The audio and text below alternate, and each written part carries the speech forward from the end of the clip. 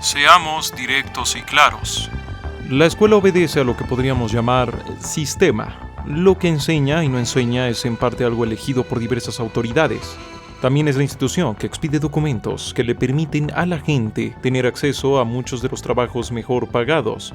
Esto hace que muchos padres y niños piensen en la escuela como un lugar para adquirir calificaciones, diplomas, certificados y títulos, y no conocimiento, siendo el conocimiento más un trámite o un medio que el fin.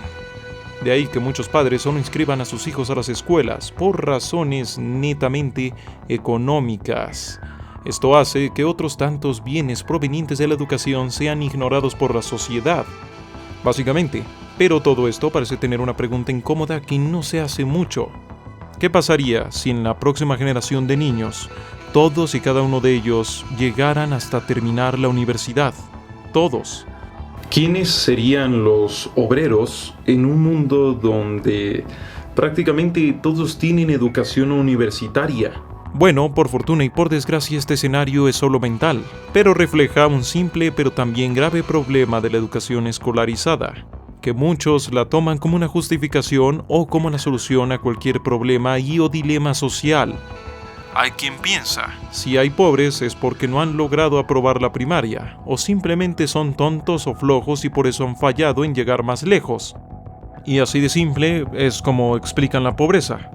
Otros más, ante cualquier problemática social, invocan a la escuela como la solución, y sin darse cuenta también como el problema. Pues si dicen que si hay crimen o falta de cultura cívica, para solucionarlo solo basta con dar buena educación, dejan implícita la idea de que ahora en este exacto momento hay mala educación. Y así con prácticamente todo, se invoca vez tras vez a la educación y a la escuela para explicar, o mejor dicho, no explicar nada de la sociedad. Ya lo decía Iván Illich, desde los años 70 la gente viene repitiendo las mismas críticas a la educación. ¿Por qué? Porque es fácil, porque nadie lo debatirá, porque tú puedes decir que la escuela está mal, que bla bla bla y todo eso, y muy poca gente la va a defender. Y ya casi llegamos a 2020 y el mismo espíritu crítico de repetir las mismas críticas que teníamos en los 70 siguen. Que si la escuela no ha creado una utopía, que si no nos enseña exactamente a vivir, que si no se adapta a cada alumno, que si es exigente y hasta que si no es lo suficientemente divertida. Lo cierto es que todo esto es parte de una gran mentira sobre la educación. Una mentira tan obvia y frágil que de exponerla sin el debido desarrollo sonará demasiado difícil de creer. Así que, para empezar, tenemos dos casos, México y Corea del Sur. El primer caso se encuentra en una situación un tanto delicada. El segundo caso es aplaudido como uno de los mejores, si no es que el mejor sistema educativo del mundo. En 2015, México gastaba más que el promedio que gastaban los otros países miembros de la OECD. Sin embargo, sus resultados distaban de ser superiores al promedio. Y es que diversos problemas políticos en México hacen muy difícil saber cosas como cuántos profesores ejercen realmente. También otros puntos como la evaluación o el seguimiento del profesorado pueden ser delicados o imposibles en varias zonas. Lo que sí se sabe muy bien es que una gran porción de escuelas se encuentra en un muy mal estado. No cuentan con un mobiliario adecuado, que en la educación pública suele tener salones sobrepoblados y a pesar de tener un buen presupuesto, se gasta muy poco en cada alumno. Y ya por último, que muchos alumnos vivan en la ciudad o vivan en el campo, afrontan largos tiempos de traslado. Sin embargo, es curioso, pues aunque mucha gente dice que el sistema educativo, todo esto de un salón con maestros y una clase, es un fracaso, al mismo tiempo la propia sociedad está muy de acuerdo y está muy bien con la idea de pagar tanto como sea posible con tal de llevar a las mejores clases con maestros y bla bla bla a sus hijos. O sea, por un lado nos dicen que la escuela y la educación es un fracaso. ¿No creen que si fuera así, la educación privada tendría graves problemas para vender sus servicios? O sea, esto no sirve, pero yo voy a pagar lo que sea necesario con tal de llevar a mi hijo a lo mejor de este sistema que digo que no sirve. Parece que hay una pequeña incongruencia aquí, pero la vamos a seguir abordando mejor.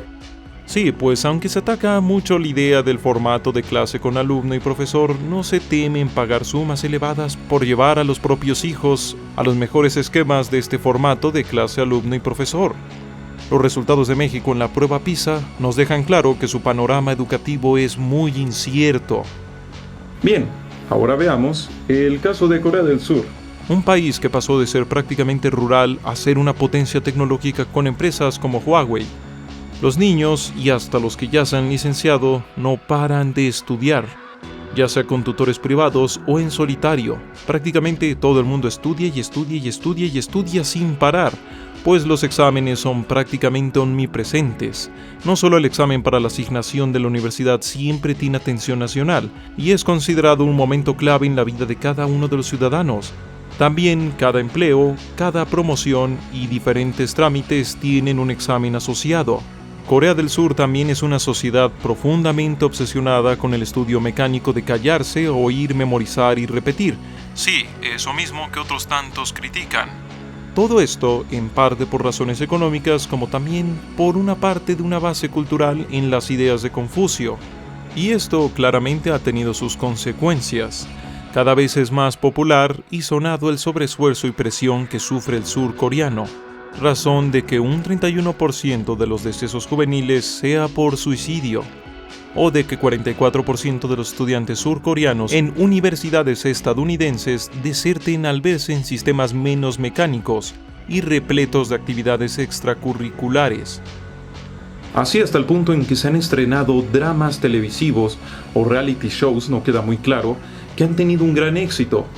Y de lo único que tratan es del drama que viven diferentes familias para tratar de llevar a sus hijos hacia una de las 3 mejores universidades del país. Obviamente en el trayecto presionándolos todo lo posible para que estudien y poco o nada vivan más allá del estudio. Y bueno, a pesar de esto, cosas como el Study Cube, que aparecieron en estos programas ya mencionados, a manera de crítica, terminaron por elevar mucho sus ventas. Este cubo prácticamente materializa lo que parece ser, la vida de muchos surcoreanos. Una prisión de estudio. Todo esto que he dicho puede sonar a locura, pero la pregunta importante sigue siendo, ¿y funciona? Pues sí, claro que funciona. Sin embargo, que funcione no es la panacea, no es lo más bonito del mundo. Y eso lo vamos a ver ahora mismo, porque la realidad nunca deja de ser compleja. La cuestión es que quien va a una de las 3 mejores universidades coreanas sí tiene mejores opciones a futuro.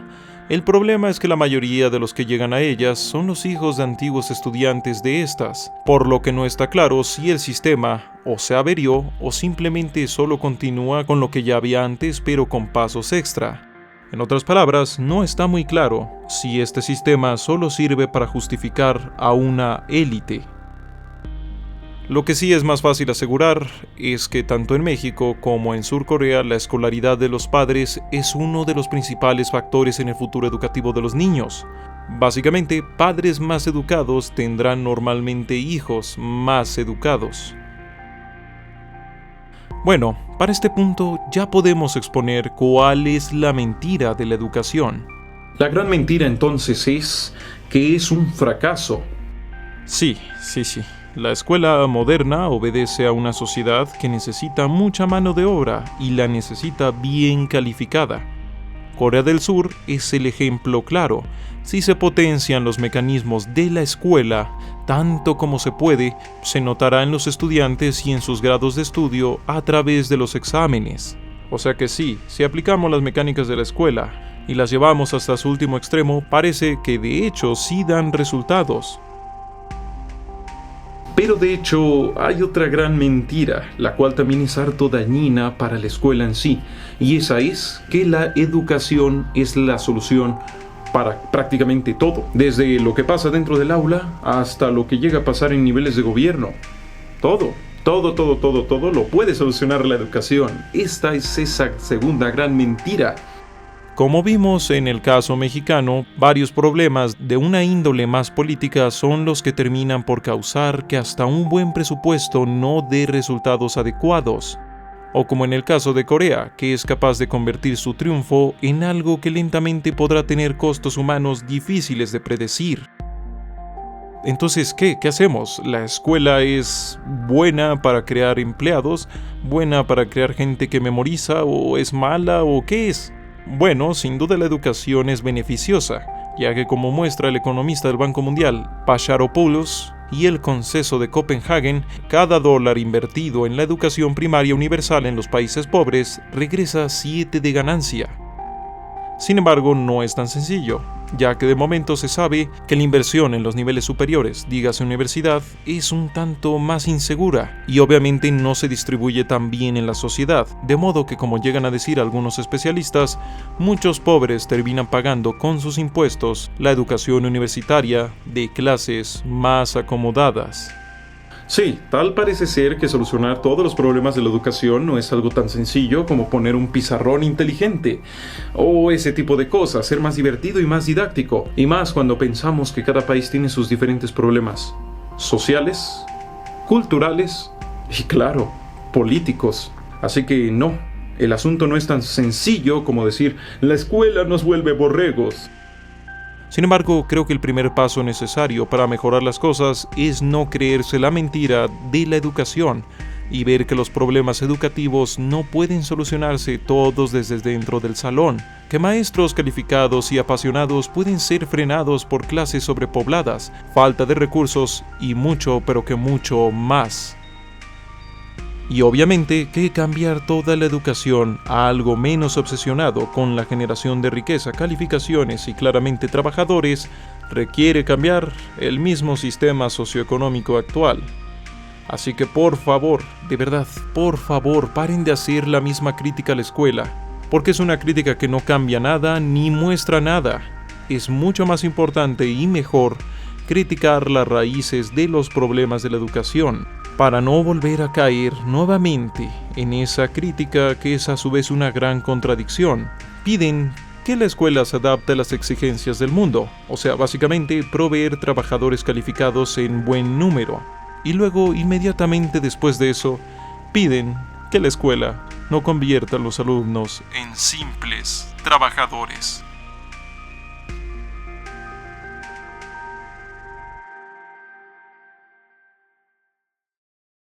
Bueno, parece ser que eso ha sido todo por el momento. De verdad, muchísimas gracias por su apoyo. Este video ha sido hecho a petición de los Patreons que mes con mes me apoyan en la plataforma Patreon. Ellos básicamente eligieron de qué iba a tratar este video y aquí está. Así que si tú quieres elegir más temas de videos en un futuro, puedes apoyarme en Patreon. Puedes unirte a Patreon, donde me apoyarás, pero también haré todo lo posible por darte algo a cambio, donde podrás apoyarme, pero al mismo tiempo te aseguro que siempre obtendrás algo a cambio. Si te ha gustado este video, comentarlo, compartirlo y puntuarlo, pero sobre todo recomendar mi trabajo sería de gran ayuda. Yo soy César Hernández, también conocido como esquizofrenia natural. La realidad es frágil.